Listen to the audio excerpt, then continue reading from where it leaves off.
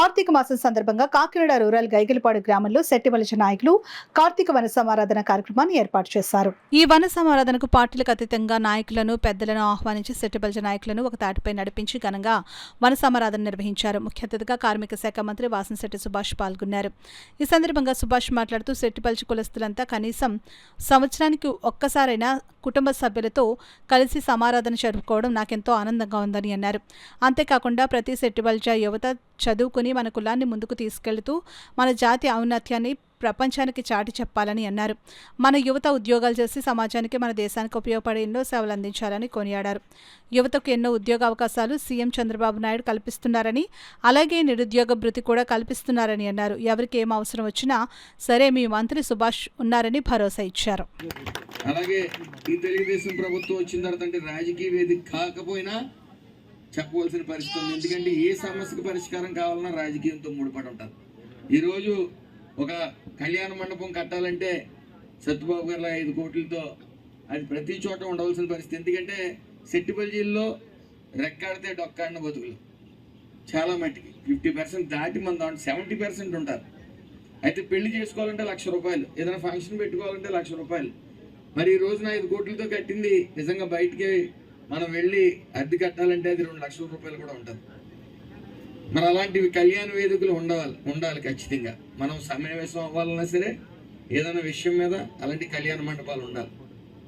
అలాగే మన ఆర్థికంగా, రాజకీయంగా, సామాజికంగా అన్నింటిలోని ముందంజలో ఉండాలి. ముఖ్యంగా రాజకీయంగా మన కళ్ళు గీత కార్మికులు కళ్ళు అంతరించే పరిస్థితికి వచ్చింది. కాబట్టి మనకి 10% లిక్కర్ లైసెన్స్లు ఇవ్వడం జరిగింది. తద్వారా 50% ఫీజు రాయితీ కూడా ఇవ్వడం జరిగింది. తద్వారా సుమారు 450 షాపులు ఈరోజు బార్లు అయితే, షాపులు అయితే ఈ గీత ఉపకులాలకు ఇవ్వడం జరిగింది. తద్వారా మన ఆర్థికంగా బలపడే పరిస్థితి. అలాగే బీసీ కార్పొరేషన్ లోన్లు కూడా అతి త్వరలో ఇస్తారు. ఆదరణ పథకం కూడా అతి త్వరలో ఇవ్వడం జరుగుతుంది. గత 5 ఏళ్ళు లేవు ఇవేవిని, మరి ఈసారి ఖచ్చితంగా ఇస్తాం. అలాగే శెట్టిబలిజ కార్పొరేషన్ చైర్మన్గా సత్యబాబు గారు నియమించారు కాబట్టి మొన్నటి వరకు మనకు అందులో ఫండ్స్ అనేవి లేవు. ఈ సంవత్సరం జనవరి నెలలోపు ఖచ్చితంగా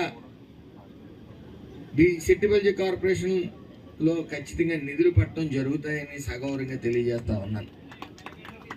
అయితే మన ఐక్యత అనేది ఎంత ముఖ్యమో, గతంలో అల్లర్ల కేసులు జరుగుతున్నప్పుడు ఎక్కువ మంది శెట్టిబలిజ కుర్రోళ్ళు అందులో అన్యాయంగా ఇరికించబడినప్పుడు నా పేరు కూడా పెట్టారు.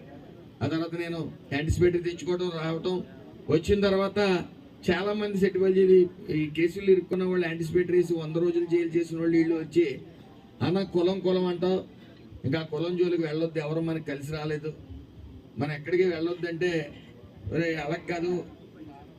ఆ రోజుల్లో భయపడి బయటికి వచ్చే పరిస్థితి కాదు అది. మనం డిసైడ్ అయిపోవడం కాదు. ఒకసారి మనందరం సమావేశం అయ్యి వనభోజనాలు పెడదామని చెప్పి ఆలోచనతో వనభోజనాలు పెట్టినప్పుడు మరి కులం అంతా ఏకదాటిగా ఆ రోజు బయటకు వస్తే కేసుల్లో ఇరికిస్తాం, మీరు బయటికి రావద్దని చెప్పి మంది ఆ రోజు వచ్చారంటే నిజంగా చాలా ఆ రోజున అని చెప్పుకున్నాం సగౌరవంగా. ఎందుకంటే మాట్లాడిన అమలాపురంలో కూడా ఎత్తేయడం జరిగింది.